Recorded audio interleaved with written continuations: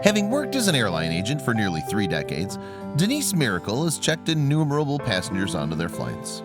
And that experience may have led her to grow somewhat suspicious when she was approached by 2 teenage girls attempting to fly first class. Then Miracle noticed a chilling sign that the girls were potentially in grave danger.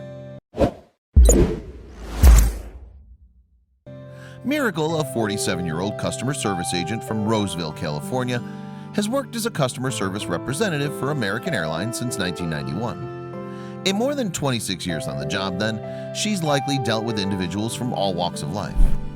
What's more, the experience has equipped Miracle with people skills that have helped her sense when something's amiss. So when 2 teenage girls approached her desk at Sacramento International Airport on August 31, 2017, she immediately knew that something wasn't quite right. For starters, the girls, aged 15 and 17, were traveling without a parent or accompanying adult. They were also heading to New York City, quite a distance from California. And all in all, Miracle didn't often see 2 girls traveling the whole way across the country without supervision. Then the customer service representative grew increasingly suspicious when the girls were unable to present any form of identification. Although a passport is a required form of ID for international travel, you don't have to have one to board a domestic flight. Instead, another form of state-issued photo ID, such as a driver's license, is deemed acceptable. What's more, the girls were attempting to board their flight on one-way first-class tickets. That in turn led Miracle to wonder how the 2 young women could afford such a luxury. When the agent started questioning the teenagers, though, the girls looked at each other and their phones for answers. In February 2017, Miracle explained the situation to Today, saying, "It just didn't feel right. They were young and by themselves. It's unusual to get teens traveling that far by themselves," she added. One of the girls was texting someone on the phone to get answers, and none of it really added up for the customer service representative. Furthermore, the girls were only carrying small bags. In Miracle's mind, that didn't seem to be appropriate for a one-way journey to New York.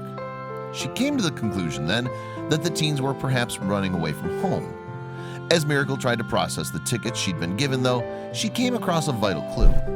In short, the credit card used to buy the airline tickets online was in a different name to either of the girls. The card had a flag on it, which suggested that it may have been used fraudulently. So Miracle informed the young women that there was a problem with their tickets and asked them to wait for a while until the issue was solved. In the meantime, going with her gut instinct that something was amiss, Miracle called for assistance. "I told a supervisor, I'm going to call the sheriff. It just doesn't feel right to me," she told WIS-TV in February 2018. And fortunately, it wasn't long before members of the Airport Bureau of the Sacramento County Sheriff's Department arrived on the scene. Then, while questioning the girls, the officers were told that the pair were jetting off to New York for the weekend to meet a man whom the teens had befriended on Instagram. The plan, according to the young women, was that they would do a little modeling and make appearances in music videos, hopefully netting them $2,000 as a result. What the girls hadn't realized, however, was that the airplane tickets that were supplied were actually only valid for one journey. Furthermore, they hadn't told their parents where they were going. Instead, they each claimed that they were sleeping over at the other girl's house for the night. And in February 2018, Sheriff's Deputy Todd Sanderson explained to The Independent, "When I told them that they didn't have a flight home, that's when it kind of sunk in that maybe I was actually telling the truth." So what was the truth that Sanderson believed Miracle had uncovered by listening to her gut instinct? Well, the officer told The Independent, "In my opinion, what was going to happen was they were going to go back to New York and become victims of sex trafficking. And while at the time the girls had been adamant that they wouldn't have done anything they hadn't wanted to, Sanderson had insisted that they most likely wouldn't have had a say in the matter." The man the girls were allegedly in contact with, meanwhile, was called Dre. Police don't believe that he was using his real name, however. As soon as law enforcement began to investigate this individual, though, his online presence completely disappeared. Indeed, Sanderson would later explain to WIS-TV, "We attempted to look Dre up on Instagram. Then just a few minutes after our contact with him, he erased all his profiles on social media." Police also believe that Dre had used a Google phone number, which is practically impossible to trace. And it's also thought that the man allegedly involved was adept at making friends with impressionable girls on social media and sucking them into his web of deceit. What's more, luring young women with the promise of modeling work or music video appearances is apparently a common tactic. Certainly, that's the case according to Mary Frances Boley, the founder of child exploitation awareness organization Wellspring Living.